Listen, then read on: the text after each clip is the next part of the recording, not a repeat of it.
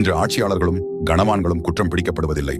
நம் போன்ற சாமானியர்கள் குற்றம் பிடிக்கப்படும் அதே நேரம் முஸ்லிம் போர்வையில் உள்ள அநியாயக்கார, நயவஞ்சக, இஸ்லாம் விரோத ஆட்சியாளர்கள் எதை செய்தாலும் அவர்களை குற்றமிடிக்க கூடாது, தடுக்கக்கூடாது, பகிரங்கமாக கண்டிக்க கூடாது போன்ற இஸ்லாம் விரோத போக்கை சிலர் பரப்பி வருகின்றனர். இது முஸ்லிம் சமூகம் பனு இஸ்ரவேல் சமூகத்தின் நகலாக ஆகிவிட்டதற்கான அடையாளங்களில் ஒன்றாகும்.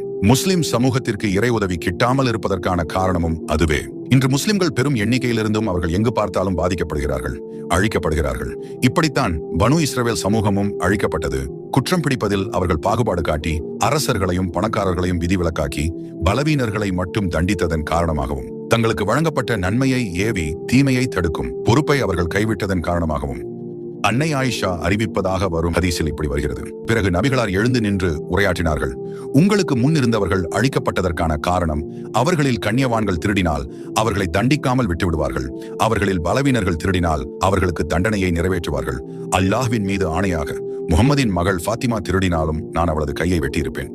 அதுபோல் திருக்குரானின் 5ஆம் அத்தியாயம் 62, 63 ஆகிய வசனங்களில் அல்லாஹ் இப்படி கூறுகிறான். அவர்களில் பெரும்பாலோர் பாவத்திலும் அக்கிரமத்திலும் தடுக்கப்பட்டதை உண்பதிலும் விரைந்து செல்வதை நீர் காண்பீர். அவர்கள் செய்து கொண்டிருப்பது எவ்வளவு மோசமான காரியம்! பாவமான வார்த்தைகளை கூறுவதை விட்டும் தடுக்கப்பட்டதை உண்பதை விட்டும் அவர்களுடைய குருமார்களும் அறிஞர்களும் அவர்களை தடுக்க வேண்டாமா? அவர்கள் செய்து கொண்டிருப்பது எவ்வளவு மோசமான காரியம்!